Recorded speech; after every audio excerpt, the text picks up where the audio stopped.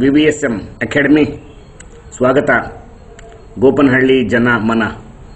Topic today is Bhadra ಮೇಲ್ದಂಡೆ ಯೋಜನೆ. ಈ ದಿನದ ಸಾಮಾಜಿಕ ಕಳಕಳಿಯ ಪ್ರಶ್ನೆ, ಭದ್ರಾ ಮೇಲ್ದಂಡೆ ಯೋಜನೆ ಯಾವಾಗ? ಚಳ್ಳಕೆರೆ ತಾಲೂಕಿಗೆ ಕುಡಿಯಲು ನೀರು ಯಾವಾಗ? ಆದ್ದರಿಂದ ಈಗ ನಾವು ಇದನ್ನು ತಿಳಿದುಕೊಳ್ಳೋಣ ಸ್ನೇಹಿತರೆ. ಭದ್ರಾ ಮೇಲ್ದಂಡೆ ಯೋಜನೆ, ಗೋಪನಹಳ್ಳಿ ಜನ ಮನ, ಚಳ್ಳಕೆರೆ ತಾಲೂಕು, ಚಿತ್ರದುರ್ಗ ಜಿಲ್ಲೆ, ಕರ್ನಾಟಕ, ಇಂಡಿಯಾ. ಗೋಪನಹಳ್ಳಿ ಜನ ಮನಕ್ಕೆ ಸ್ವಾಗತ. ಚಳ್ಳಕೆರೆ ತಾಲೂಕು ಪ್ರತಿ ಹಳ್ಳಿಗಳು ಎಲ್ಲರಿಗೂ, ರೈತ ಬಾಂಧವರಿಗೆ ಎಲ್ಲರಿಗೂ ಗೋಪನಹಳ್ಳಿ ವೀರಭದ್ರೆಯ ದೇಮಯ್ಯನವರ ವಿನಂತಿಯ ಜೊತೆಯಲ್ಲಿಯೇ ದಸರಾ ಹಬ್ಬದ ಶುಭಾಶಯಗಳು. ಸ್ನೇಹಿತರೆ, ನಾನು ಇಲ್ಲಿ ಗೋಪನಹಳ್ಳಿ ದೇಮಯ್ಯನವರ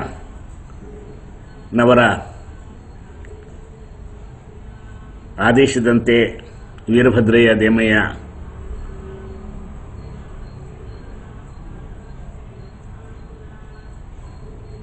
ಮಾಡುವ ಅನಂತ ಕೋಟಿ ನಮಸ್ಕಾರಗಳು. ನಾನು ಈ ಅಮೆರಿಕದಲ್ಲಿದ್ದಾಗ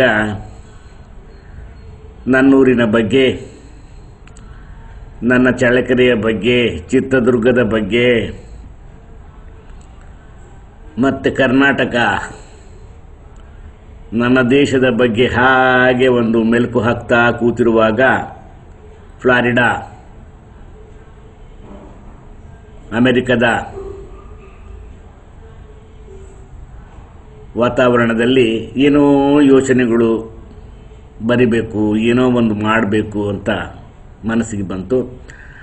ಆನಂತರ ನಾನು ಇದನ್ನು ಹೀಗೆ ಕನ್ನಡದ ಪದಪುಂಜಗಳ ರಚನೆ ಮಾಡಿಕೊಂಡು ಬರೆಯೋಕ್ಕೆ ಶುರು ಮಾಡಿದೆ. ತಪ್ಪು ನೆಪ್ಪುಗಳೆಲ್ಲ ನಿಮಗೆ ಸೇರಿದ್ದು. ಗೋಪನಹಳ್ಳಿ ಜನಮನ, ಚಳ್ಳಕೆರೆ ನಗರ ತಾಲೂಕಿನ ಪ್ರತಿ ಹಳ್ಳಿಗಳ ರೈತ ಬಾಂಧವರಿಗೆಲ್ಲ ಗೋಪನಹಳ್ಳಿ ವೀರಭದ್ರಯ್ಯ ದೇಮಯ್ಯನವರ ವಿನಂತಿಯ ಜೊತೆಯಲ್ಲಿಯೇ ದಸರಾ ಹಬ್ಬದ ಶುಭಾಶಯಗಳು. ನಮಗೆಲ್ಲ ತಿಳಿದಂತೆ ಪ್ರತಿ ಭಾನುವಾರದ ಸಂತೆ ಚಳ್ಳಕೆರೆ ನಗರದಲ್ಲಿ ಸಾಮಾನ್ಯವಾಗಿ ಆ ದಿನಗಳಲ್ಲಿ ವಾಹನ ದಟ್ಟಣೆ ಸರ್ವೇ ಸಾಮಾನ್ಯ. ಸದ್ಯದಲ್ಲಿ ನಮಗೆ ಬೈಪಾಸ್ ರಸ್ತೆ ಅವಶ್ಯಕತೆ ಇದೆಯೇ ಯೋಚಿಸಿ. ಹಾಗೆ ಅವಲೋಕನ ಮಾಡುವಾಗ ಚಳ್ಳಕೆರೆಗೆ ಬೈಪಾಸಿನ ರಸ್ತೆ ನಿರ್ಮಾಣ ಆಗಬೇಕು ಅಂತ ಏನೋ ಪೇಪರ್ನಲ್ಲಿ ಓದ್ದಂಗಾಯಿತು. ನಮಗೆ ಬೈಪಾಸ್ ರಸ್ತೆಗಳು ಬೇಕಾದಷ್ಟು, ನಮ್ಮದೆಲ್ಲ ಬಯಲು ಸೀಮೆ, ಹೆಂಗೋ ಜೀವನ ಮಾಡ್ತಾರೆ ಇಲ್ಲಿ ಹೋಗ್ಕೊಂಡು ಬದುಕೊಂಡು. ಆದರೆ ನೀರು ಬೇಕಲ್ಲ ಸ್ವಾಮಿ ಕುಡಿಯಲಿಕ್ಕೆ. ಅದಕ್ಕೋಸ್ಕರ ಈಗ ಕುಡಿಯೋದಕ್ಕೆ ನೀರು ಎಲ್ಲಿಂದ ಬರಬೇಕು? ಭದ್ರಾ ನದಿಯ ಯೋಜನೆಯಿಂದಲೇ ಬರಬೇಕು. ನಿಜಲಿಂಗಪ್ಪನವರ ಕಾಲದಿಂದಲೂ, ನಾನು ಹುಡುಗಾದಾಗಿನಿಂದಲೂ, ನಾನು ಚಿತ್ರದುರ್ಗದ ಕಾಲೇಜಿನಲ್ಲಿ ಓದ್ತಿದ್ದಾಗಿನಿಂದಲೂ ಈ ಭದ್ರಾ ಪ್ರಾಜೆಕ್ಟ್ ಬಗ್ಗೆ ಕೇಳ್ತಾ ಇದ್ದೆ. ಆದರೆ ಎಲ್ಲಿ, ನಾನು ರಿಟೈರ್ಡ್ ಆಯಿತು, ಬದುಕಾಗ್ತಾ ಇದ್ದೀನಿ, ಏನಾದರೂ ಕುಡಿಯೋಕ್ಕೆ ನೀರು ಸಿಗುತ್ತೆ ಅನ್ನೋ ಒಂದು ಆಶಾಭಾವನೆಯಿಂದ ಕಾಯ್ತಾ ಇದ್ದೀನಿ ಸ್ನೇಹಿತರೆ. ಹೀಗೆ ಬರಿತಾ ಚಳ್ಳಕೆರೆ ನಗರದಲ್ಲಿ ಸಾಮಾನ್ಯವಾಗಿ ಆ ದಿನಗಳು ವಾಹನ ದಟ್ಟಣೆ ಸರ್ವೇ ಸಾಮಾನ್ಯ. ಸಂತೆ ದಿವಸ ಸ್ವಾಮಿ, ಭಾನುವಾರ ದಿವಸ ನಮಗೆ ಬೈಪಾಸ್ ರಸ್ತೆ ಅವಶ್ಯಕತೆ ಇದೆಯೇ ಯೋಚಿಸಿ. ಚಳ್ಳಕೆರೆ ನಗರಕ್ಕೆ ಮತ್ತು ಚಳ್ಳಕೆರೆ ತಾಲೂಕಿನ ಹಳ್ಳಿಗಳಿಗೆ ಬೇಕಾಗಿರುವುದು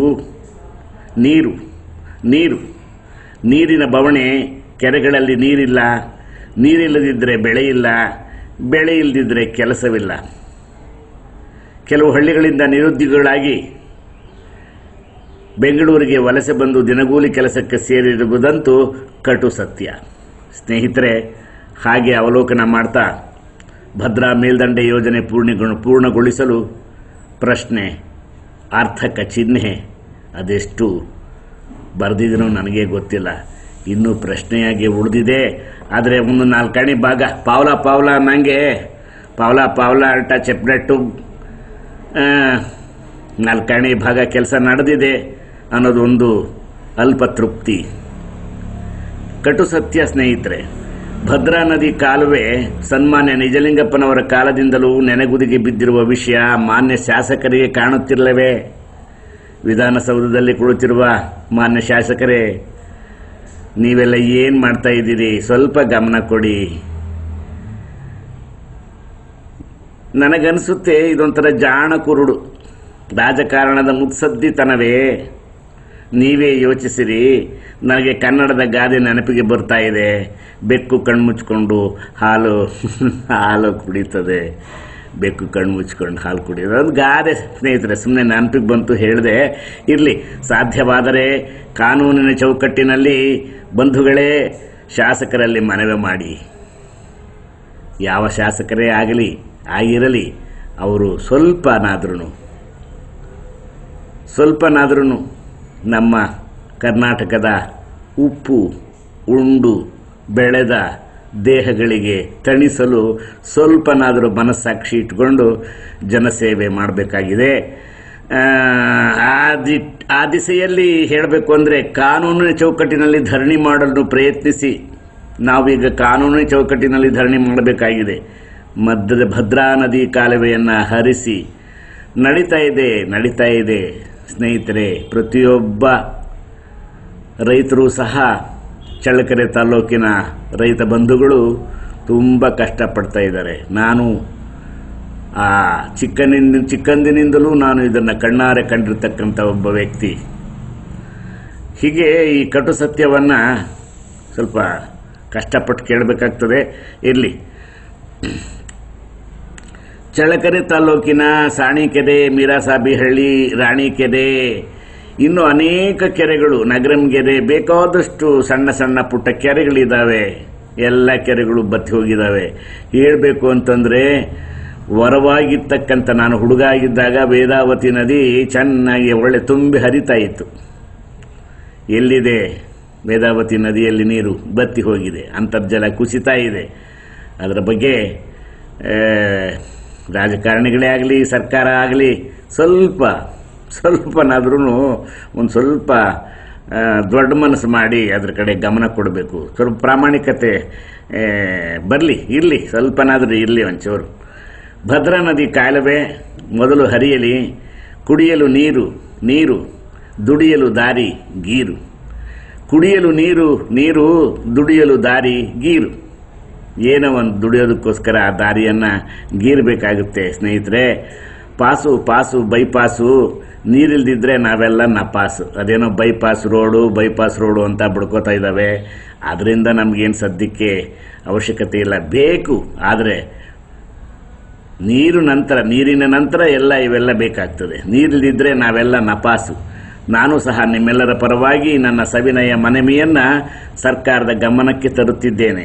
ಸಕ್ರಿಯ ರಾಜಕಾರಣ ಆಗಿನ ಸರ್ಕಾರ, ಕಾಂಗ್ರೆಸ್ ಸರ್ಕಾರ ಯೋಜನೆಯನ್ನು ಸಾಕಾರ ಮಾಡುವ ಸಲುವಾಗಿ ಭದ್ರಾ ಮೇಲ್ದಂಡೆ ಯೋಜನೆಗೆ ಭದ್ರ ಬುನಾದಿ ಹಾಕಿದರು. ಒಂದು ಸಣ್ಣ ಟಿಪ್ಸ್ ಕೊಡ್ತಾ ಇದ್ದೇನೆ. ಭದ್ರಾ ನದಿ ಕಾಲುವೆ ಹರಿಯಲಿ, ಕುಡಿಯಲಿ ನೀರು, ದುಡಿಯಲು ದಾರಿ. ಏನೋ ನೀರಿದ್ರೆ ತಾನೇ ಏನಾದರೂ ಒಂದು ಮಾಡಲಿಕ್ಕೆ ಸಾಧ್ಯ. ಸರಿಸುಮಾರು 2-3 ದಶಕಗಳು ಕಳೆದು ಹೋದವು. ಮಾನ್ಯರೇ, ರೈತ ಬಾಂಧವರೇ, ಆತ್ಮೀಯ ಮಿತ್ರರೇ, ಬಂಧುಗಳೇ, ಚಳ್ಳಕೆರೆ, ಗೋಪನಹಳ್ಳಿ ಸುತ್ತಮುತ್ತಲಿನ ಗ್ರಾಮದ ವ್ಯಕ್ತಿಗಳಿಗೆ ಮನವಿ ಮಾಡುವುದೇನೆಂದರೆ, ಚಳ್ಳಕೆರೆ ತಾಲೂಕಿನ ರೈತ ಬಾಂಧವರಲ್ಲಿ ಕಳಕಳಿಯ ಪ್ರಾರ್ಥನೆ ಏನೆಂದರೆ, ಪ್ರಾಮಾಣಿಕ ಸಕ್ರಿಯ ರಾಜಕಾರಣದಲ್ಲಿ, ಅದರಲ್ಲೂ ನಮ್ಮಂತಹ ಪ್ರಜಾಪ್ರಭುತ್ವ ರಾಷ್ಟ್ರದಂತಹ ಭಾರತ ದೇಶಕ್ಕೆ ಬಹಳ ಪ್ರಯಾಸದ ಕೆಲಸ. ಅದಕ್ಕೆ ಎಚ್ಚೆತ್ಕೋಬೇಕು ಸ್ನೇಹಿತರೆ. ಸ್ವಲ್ಪನಾದರೂ ಅರಿವಿಟ್ಕೋಬೇಕು. ಚಿತ್ರದುರ್ಗದ ಇತಿಹಾಸದಲ್ಲಿ ಅರಿವೇ ಗುರು, ಅರಿತರೆ 6 ಪಟ್ಟ, ಮರೆತರೆ 3 ಪಟ್ಟ ಅಂತ ನಾವು ಕೇಳಿದ್ದೀವಿ. ಅರಿತರೆ 6 ಪಟ್ಟ, ಮರೆತರೆ 3 ಪಟ್ಟ. ನನಗೆ ನೀವು ದಯವಿಟ್ಟು ಸ್ವಲ್ಪ ಇದ್ರ ಕಡೆ ಗಮನ ಕೊಡಿ. ಭಾರತ ದೇಶಕ್ಕೆ ಬಹಳ ಪ್ರಯಾಸದ ಕೆಲಸ. ಕಾಲ ವಿಳಂಬ ನೀತಿಯನ್ನು ಆಶ್ರಯಿಸುವ ರಾಜಕಾರಣದಲ್ಲಿ, ಪರಸ್ಪರ ಬಡಿದಾಡಿಕೊಳ್ಳುವ ಸ್ವಾರ್ಥ ರಾಜಕಾರಣದಲ್ಲಿ ದೇಶದ ಹಿತಚಿಂತನೆ ಮಾಡುವುದಕ್ಕೆ ರಾಜಕಾರಣಿಗೆ ಸಮಯವು ಸಿಗುತ್ತದೆ ಎಂದು ತಿಳಿಯೋಣವೇ? ಹೇಗೆ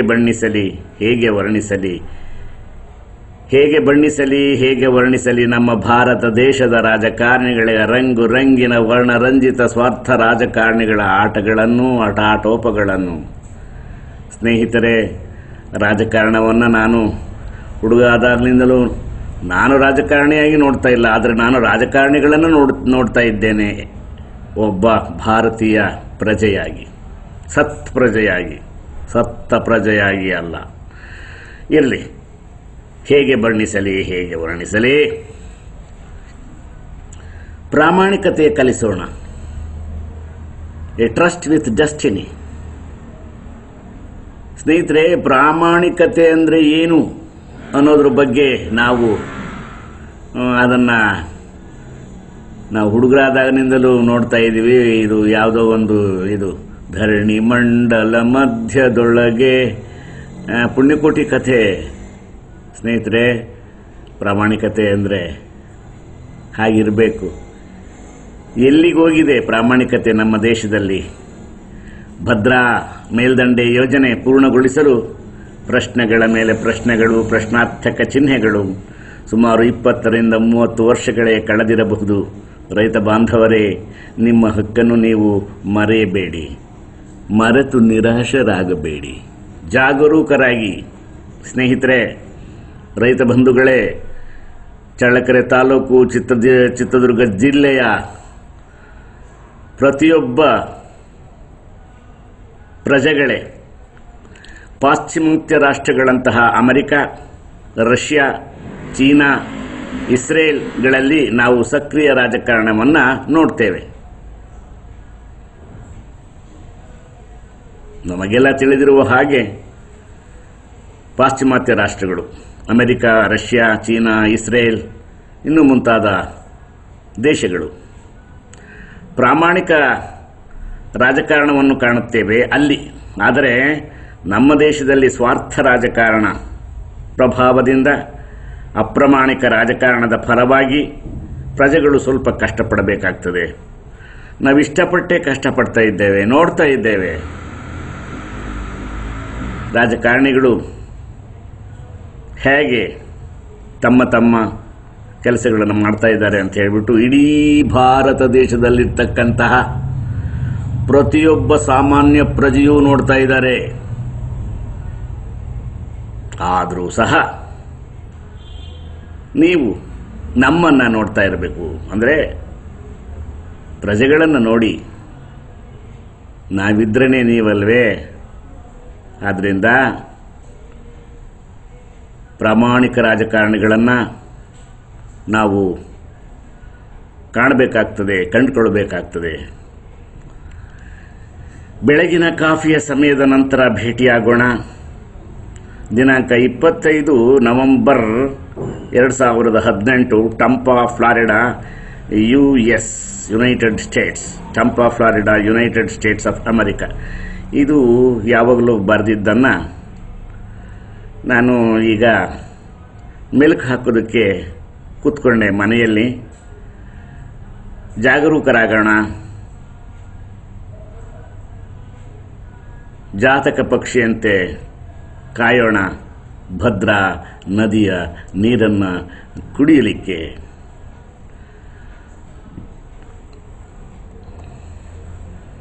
ಧನ್ಯವಾದಗಳು ಸ್ನೇಹಿತರೆ.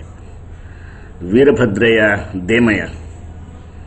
ನನ್ನ ದೂರವಾಣಿ ಸಂಖ್ಯೆ 9663828428. ಪುನಃ ಭೇಟಿಯಾಗೋಣ. ಭದ್ರಾ ನದಿಯ ನೀರಿನ ಕನಸನ್ನು ಕಾಣೋಣ ಸ್ನೇಹಿತರೆ. ಭದ್ರಾ ನದಿಯ ನೀರು ನಮ್ಮ ಕೆರೆಗಳಿಗೆ ಬರಲಿ. ನಮ್ಮ ಜನಗಳು ಕೆರೆಯಲ್ಲಿಯ ನೀರನ್ನು ನೋಡಿ, ಬೋರ್ವೆಲ್ಲಿನ ನೀರನ್ನು ನೋಡಿ ಮೊದಲು ಕುಡಿದು ಅವರ ದಣಿವನ್ನು ತಣಿಸಿಕೊಳ್ಳಲಿ. ಆ ನಂತರ ಇದ್ದೇ ಇದೆ ಕೆಲಸ ಕಾರ್ಯಗಳು, ಬೆಳೆ ಕಷ್ಟಪಟ್ಟು ಬೆಳೆಯೋದು, ದುಡಿದು ತಿನ್ನೋದು. ಇದು ಚಳ್ಳಕೆರೆ ತಾಲೂಕಿನ ಗೋಪನಹಳ್ಳಿಯ ಜನಮನ. ನಾನು ವೀರಭದ್ರಯ್ಯ ದೇಮಯ್ಯ, ಗೋಪನಹಳ್ಳಿ. ಮತ್ತೆ ಭೇಟಿಯಾಗೋಣ ಸ್ನೇಹಿತರೆ. ಧನ್ಯವಾದ.